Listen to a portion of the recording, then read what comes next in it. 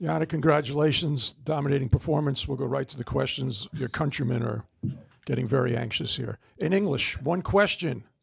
Make it short and succinct, Robert. Jannik, you can only beat what's in front of you, but do you think the 23,000 fans deserve better from Alexander Rublev out there? 13 double faults, didn't look interesting sometimes, and two underarm serves at one of the double faults. Yeah, it's I don't know, it's I just try, from my side, so from my point of view, to make the best,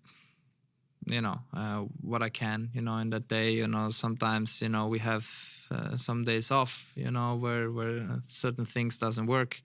Some players, they have, some problems behind the scenes. You never know. It's at the end of the day, we try to make as the sport as interesting as possible. At times I felt like today I was playing some great tennis, and I managed to break him very early, which then it's gave me then the confidence to serve a little bit better and play from the back of the court a bit better. But it was a fast match, but in the same time, from my point of view, it's good, Obviously, people come here to see some great tennis matches, some great battles, and not always that's the case. And but yeah, I mean, I don't know what he said. I don't know if he was in here, but I can just judge from my point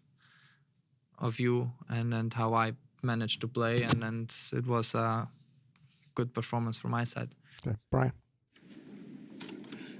It sounded like at the net after the match, he told you, "I'm not actually that bad." How did you make him look that bad? No, I don't know. It's as I said, we don't have to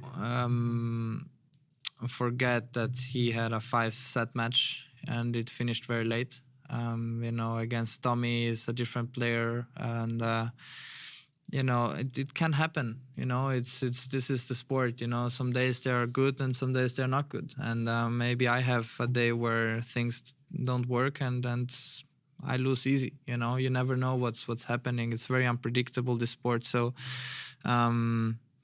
as I said, I try to move him around, trying to see how he moves, trying to put it more on the physical side. And today I played, some good tennis at times. At times, he gave me some free points. I just tried to stay, as consistent as possible, and I think that today was maybe the main key. Willie. Jannik, in your next match, you play your countryman, of course. And when he was in here, he said playing you is the biggest challenge in the sport, but maybe the pressure is more on you because of the standard that you have to uphold. What do you make of that, and what do you think of the challenge of facing him? Yeah, I mean, pressure is there. Pressure has always been there. So it's going to be very interesting to see. Obviously, derbies are a bit different, when you play the same, or from me being Italian, playing against another Italian, they are always a bit different, matches. But in the same time, he's an amazing player, very, very talented. He is playing some great tennis.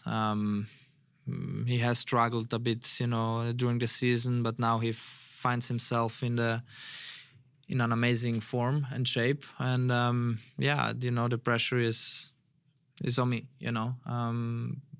but in the same time is, most of the times the pressure is a little bit more on me than on the opponent. So let's see what's coming. I like these challenges. It's great for an Italian point of view to have, for sure, an Italian playing the semis of a Grand Slam.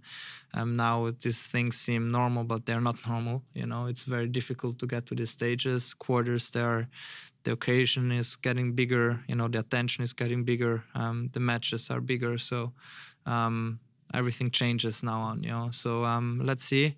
But I'm looking forward to it. It's a great challenge, and I'm looking forward to it. Speaking more broadly, you and Carlos seem to have a really healthy rivalry. What do you think kids and other fans can learn from your rivalry with Carlos, and how to foster healthy rivalry in their own lives? Ma, um, I I think that we have a good friendship, also off the court. It's something great to see. We see that this is possible. It's not like you have to be enemies also off the court. Of course, we are enemies when we step on the court. We try to play our best tennis, but it ends there. After the handshake, everything is fine again, and that's great to see.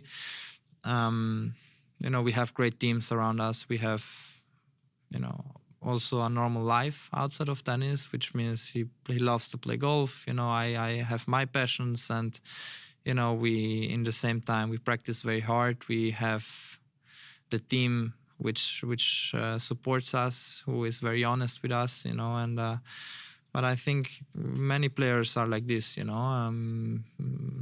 tennis is very important, and it depends also how much you are able to sacrifice for the sport, because you have to.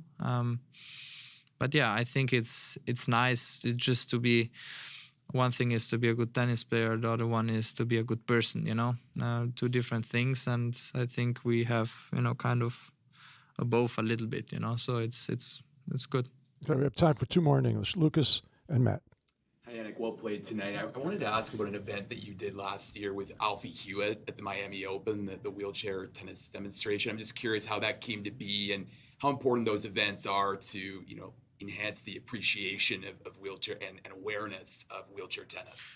I'm a huge fan of, wheelchair.